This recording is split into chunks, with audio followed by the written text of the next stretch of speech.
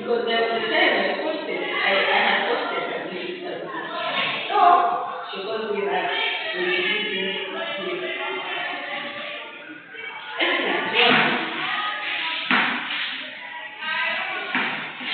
no, no, not at all. Yes. Yeah.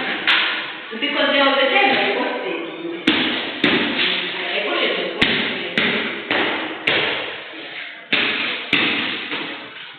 I don't know if it's showing. I don't know. But that was this year.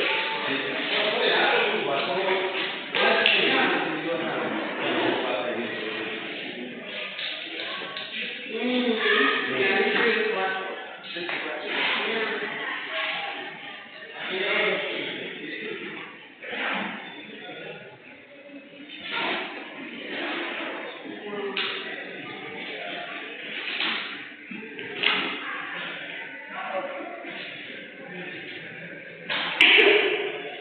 What do you mean?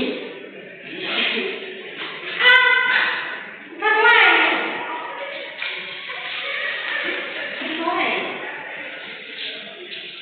Hey, we are so connected to love, then you mean because with your ex here. And I'm also in Malawi. And I'm also at the same school where she was. And I'm studying what she was studying. Then who is going?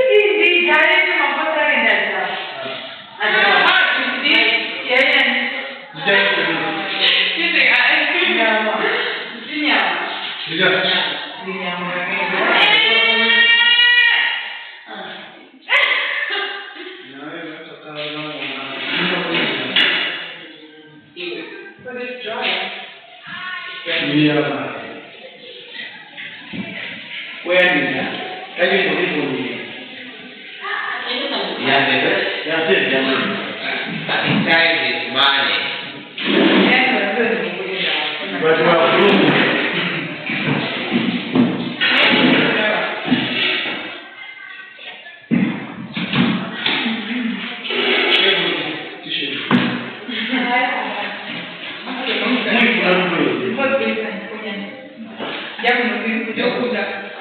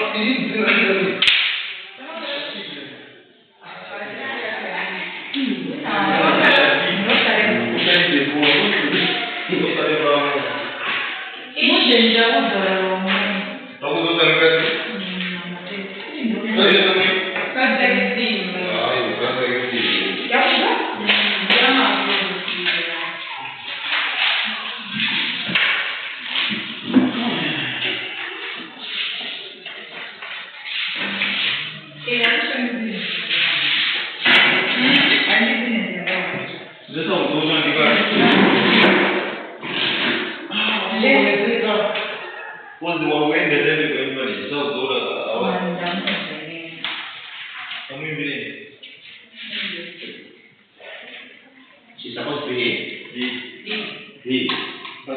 This is one. What's lost? Okay.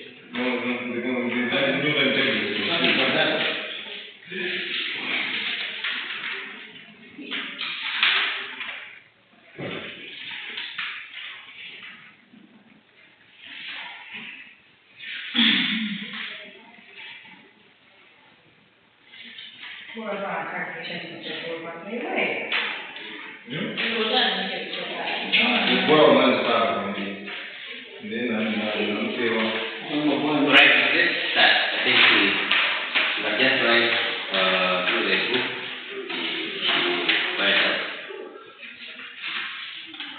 Last time, I think we are looking at the overview of the course business development, where we define what are business activities. So we discussed about business activities, and from there again, in business activities is where we talked about needs and wants. And from the needs and wants, we define what are these needs and what are the wants.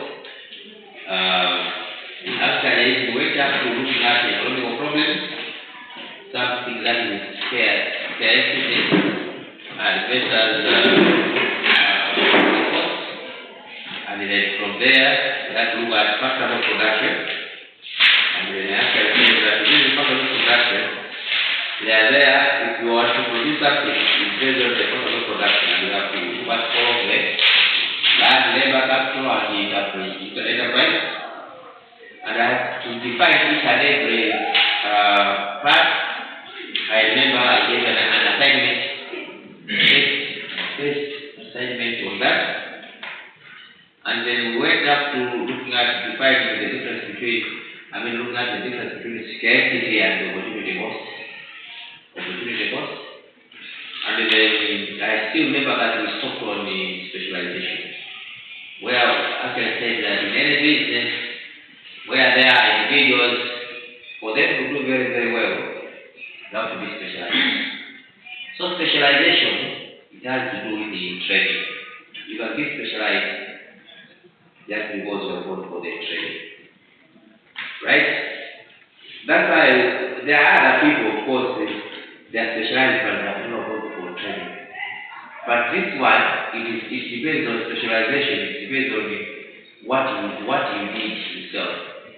Like you are doing whether BBA or you are doing BAT, if you are specialized at that field. You can't do medicine or you can't do doctor. No, simply because you are specialized at a particular thing. So we actually discussed why specialization is important. We said specialization is very important because you can be able to do something based on you can do it very effective and very efficient. Yes? Very continue. I don't know if it's on name, but I don't remember doing the branch of specialization. You just define it. Yeah, no, and that's why what you're saying, that is there. If I define this specialization, you can, basically, because you know specialization, you can see the it's important that what you are specializing. If you are specialized, for example, you are trained. What is the importance that you have been trained? You have experience. You have experience in something very basic and very efficient. Right? So that's what we actually discussed last time. But today, we want to do something very different from what we saw last time.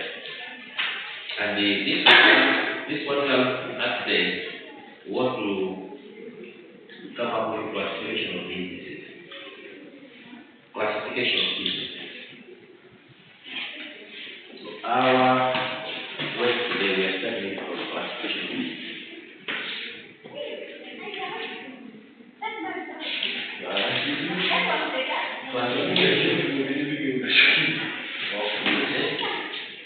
Business is classified into three. Classification of business. And business is classified into three sectors. Classification based on sectors. So I've got classification based on sectors. So I've got three sectors. So we have what? Sectors. So we have what? Primary. Secondary. Secondary and tertiary.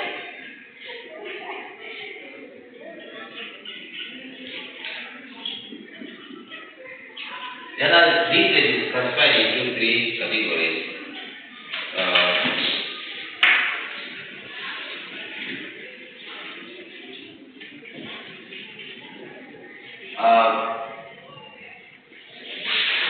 For business to be business as business. In every country where business is being conducted, there is an element of economy. The country, I have never seen a country where there is no business. Most of the countries that are around, all the countries around, is where businesses are happening. The most important reason why businesses are carried out in these countries is just because of economy. For a country to say that its economy is growing, it means that there are businesses that are carried out there. Therefore, for you to measure that the economy of the country is doing well or is not doing well, you can measure based on all the wealth and then the resources in that particular country. So you can say that the economy is well. So you measure based on the wealth together with all the resources, wealth and resources of your country. As it is now Malawi, there are other resources that we are destroying ourselves. We have been destroying the resources out there. We have been cutting down trees carelessly. Then, this is making our resources, this is making our economy go down. We have been doing very useless things out there. While other countries, the very things that are here in Malawi, in other countries that we are destroying, in other countries, they are preserving it. That's why our economy will not do well, simply because we are misusing the economy. Therefore, I will not believe what we are talking about, the economy. Then let's now discuss something about sectors or business sectors, classification of business itself based on my sector. So there are three major sectors. One, we have what is called primary, the second, secondary, the third, tertiary. All these three sectors here, all these three sectors, they aid, they help in the economy of the country. For the country to have good economy, it depends on these three sectors here. the secondary, the primary, and the tertiary. What of each and every item here in detail? Let's start with the primary sector. Something that is the primary,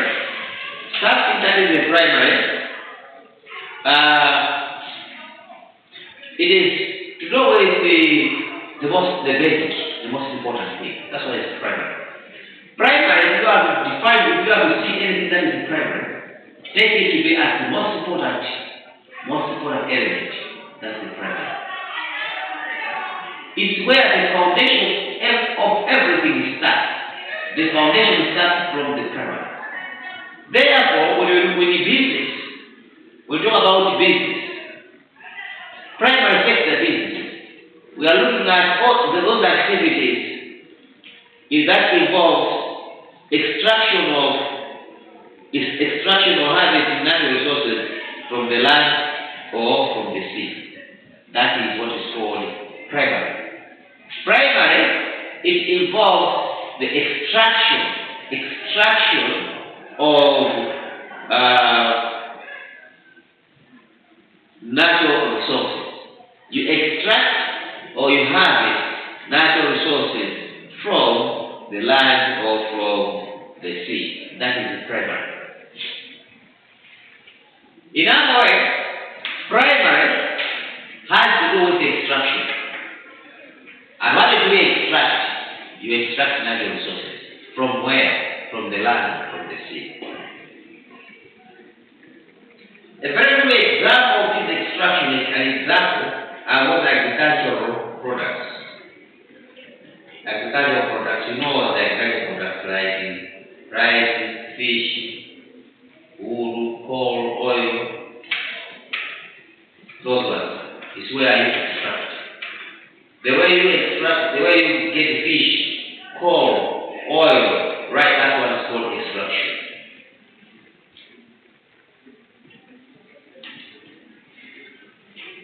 That's extraction. Therefore, examples of primary sector is the following examples of primary sector. One, we have one is called fishing, it's a primary sector. Fishing is an example of primary sector. Farming is an example of primary sector. Forestry, mining, all those are examples of primary sectors. In other words, these primary sectors are there for the provision of raw materials. Primary sectors are there for the production of raw materials. You cannot talk about primary without talking about raw materials. They provide raw materials, and who will use these raw materials? They will provide the raw materials to be used for the secondary sector business activity. So primary is where you use the fishing, what, but now it's doing that to help the secondary. So without the primary, secondary will not be there. So secondary is coming in because it is taking all the materials from the primary.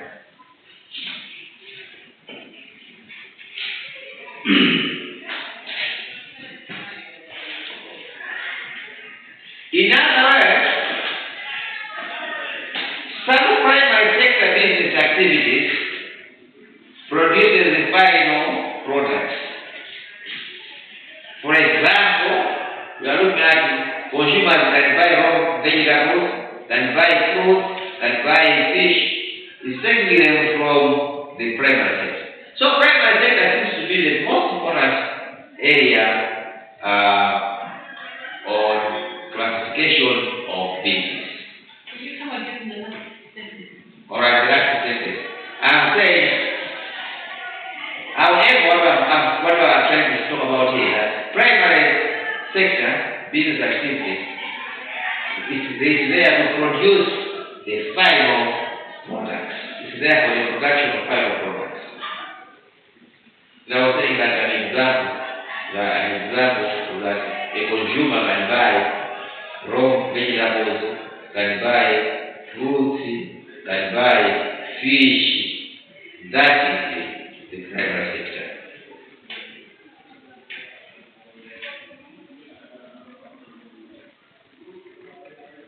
Let's look at secondary sector. Before I go to secondary sector, you can agree with me today that it is this primary sector that long time people were not valuing it to be of very importance. Let's give you an example. Farming. Long time someone who was regarded as a farmer was taken as a low-class person. Or if a farmer wants to marry, what do? I am a farmer, admire Uganda, just because it's a farmer. Long time. But Mulimi was underrated as a low value person, long time. Come up, kuli mkayo or everything whatsoever, Mulimi ya kote tinima tumateni achima. Anakani ndio?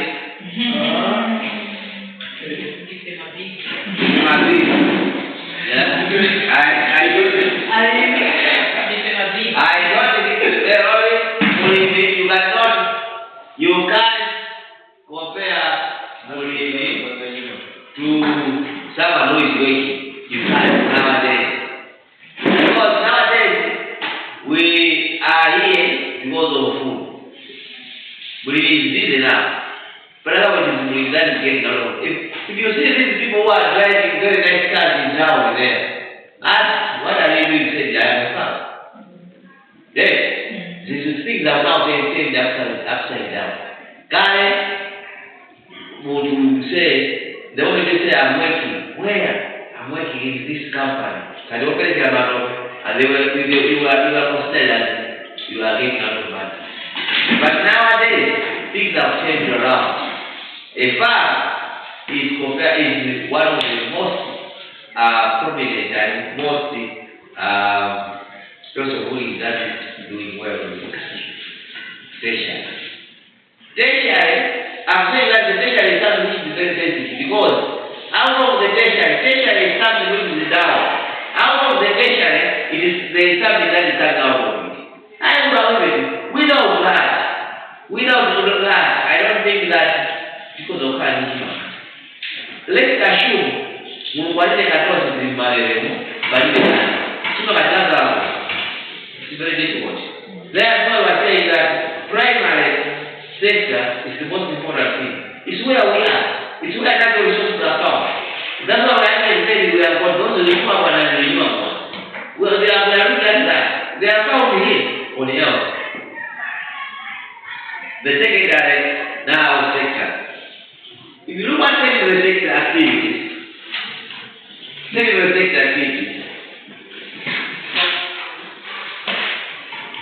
they take the natural resources that is produced from the primary and use it. In other words, they take all the issues from the primary. Now we see that primary is very important. Because without primary, secondary cannot work. So the secondary will take the resources from the primary and use it. Secondary sector activities will take the natural resources produced from the primary sector and use them, and take these raw materials into finished goods. They will take them and use them as the finished goods. In other words, we can discuss this secondary sector as fields that the process and manufacture goods from natural resources. They are not the fields, they are not the businesses that is process and manufacture goods from the natural resources.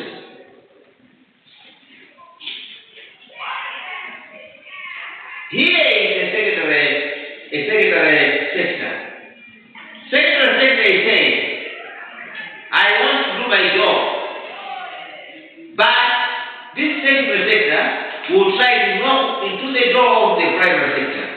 My friend, can you open? Once the primary sector opens, then the secondary will do the job. Example of the secondary sector are the following. One, we are looking at refining, manufacturing, and construction. Those are secondary sector businesses. Refining, manufacturing, and construction.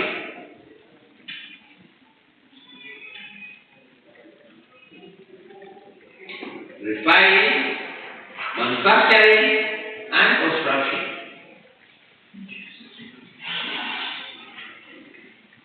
Right. Let me come up with this refining. Why are we calling this to be simple? What do you refine? You refine oil. Where do you get this oil from? From groundnut. Where is this groundnut planted? From the soil. Why do we regard this soil natural resource? So you can see that this secondary is depending on primary. Right. Manufacturing. What do we manufacture? We manufacture cloth. Where do you get this cloth? From cotton. Where do you plant this cotton? From the ground. So this manufacturing is now using the primary, and that is from the land. Construction. What do you construct? Bridges.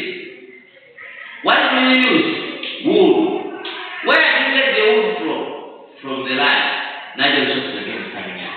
That's why I said without the primary, secondary cannot be there. And because without the farmers, you cannot survive. If there are no farmers, you can't survive.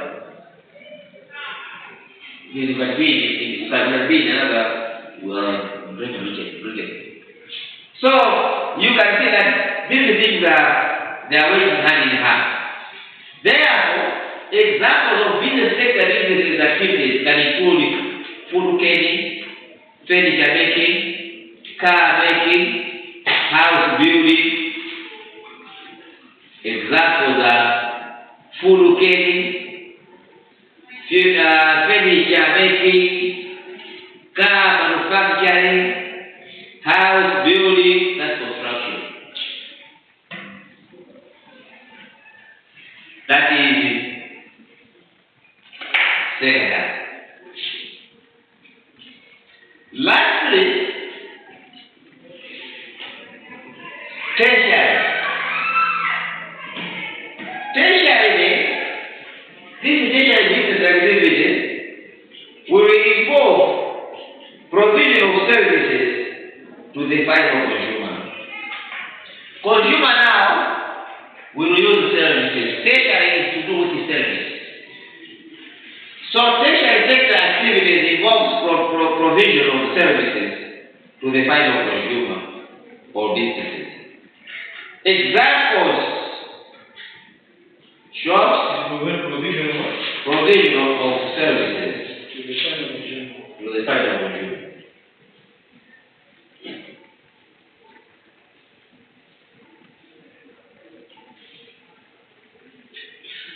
Right? Example: shops, restaurants, banks, the cinemas, shops, restaurants, banks, cinema, airline. That's the tertiary sector. That is what's called tertiary sector. There is that provision of services. Shops, they do provide services. Restaurants, services. Banks,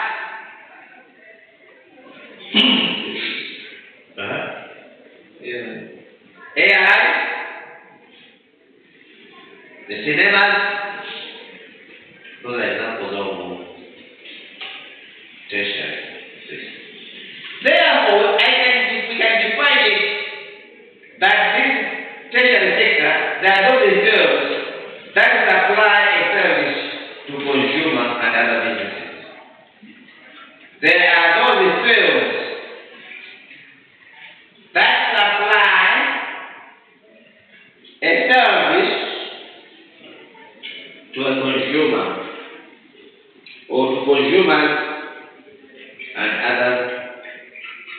businesses.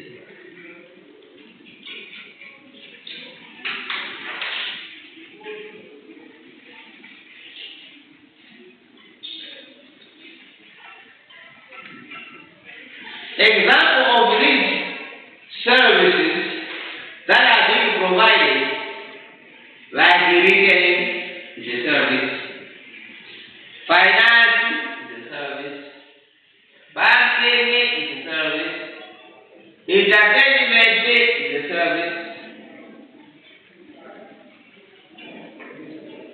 entertainment is a service, and transport is a service.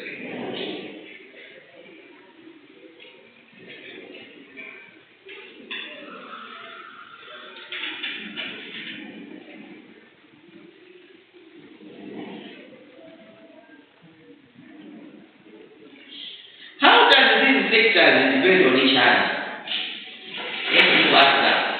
So you have to say that primary will help secondary. Secondary will help tertiary. Then the question can be like, how does these sectors depend on each other? The sectors do depend on each other based on what is called chain of production. The sectors depend on each other based on chain of production. Chain of production.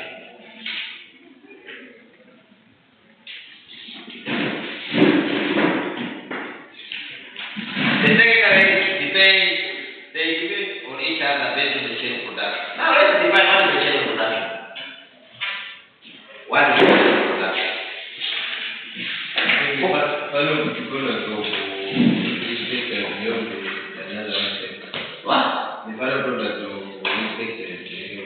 Yeah, you will have each other. So the final product of primary Secondary. For secondary, it's not segregation. That's not for the chain of production. So chain of production, if you have defined chain of production, that's very good what he said. He said for primary, it will have secondary. For secondary, it will have tertiary. That is the chain of production. By definition, chain of production, we are looking at production and supply of goods. Production and supply of goods to the final consumer.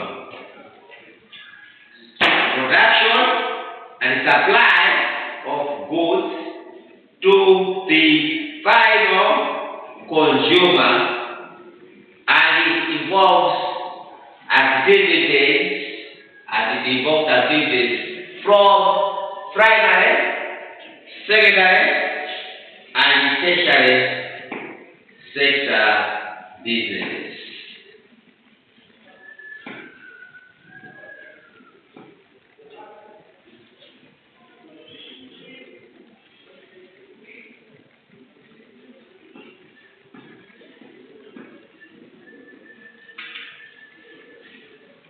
Right? Yes. Let's proceed.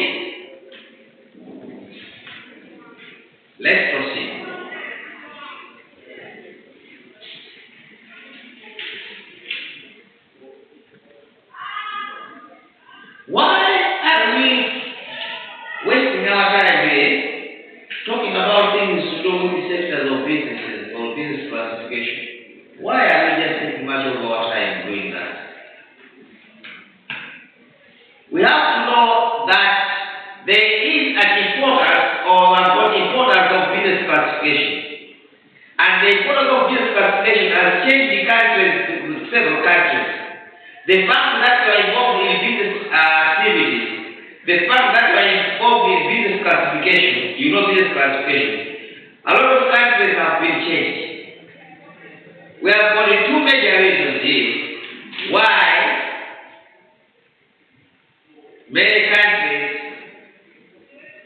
are involved in business classification. There are two issues here. The first issue or the first is the reason of what is called industrialization. The reason of industrialization. The issue on industrialization.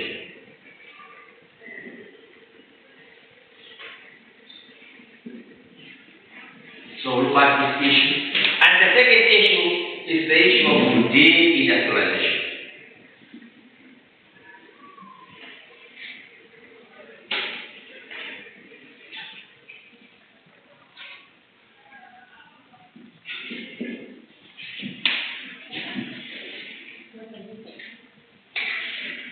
In other words, the importance of business classification has changed in many countries. What is the business classification? Yeah, the importance of business classification has changed. It has changed in many countries in these two major reasons. One, you look at what is called industrialization, and the second one, de-industrialization. Now let's define what is industrialization. What is de-industrialization?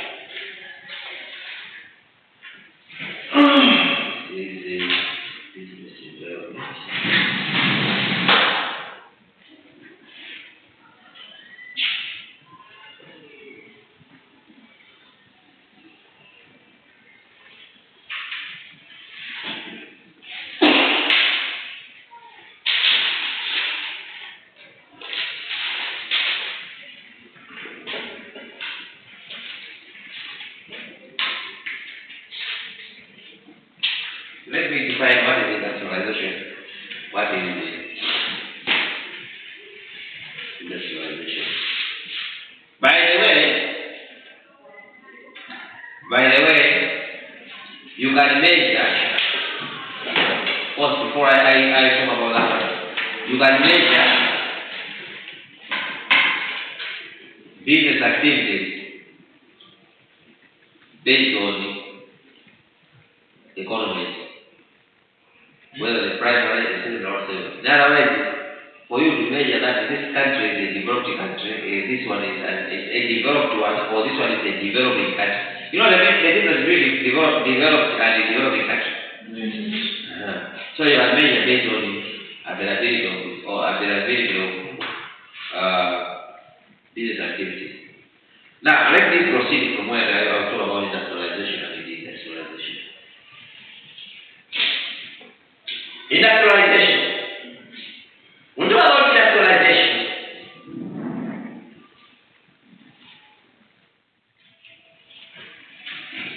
we are looking at those countries that have got the emerging economies. Industrialization. Those countries that have emerging economies. So industrialization is a country? No, not a country. We are looking at industrialization as the process of making those countries to have emerging economies. We are looking at that as an activity that is making countries to have emerging economies. The process of making Countries to be emerging, to have emerging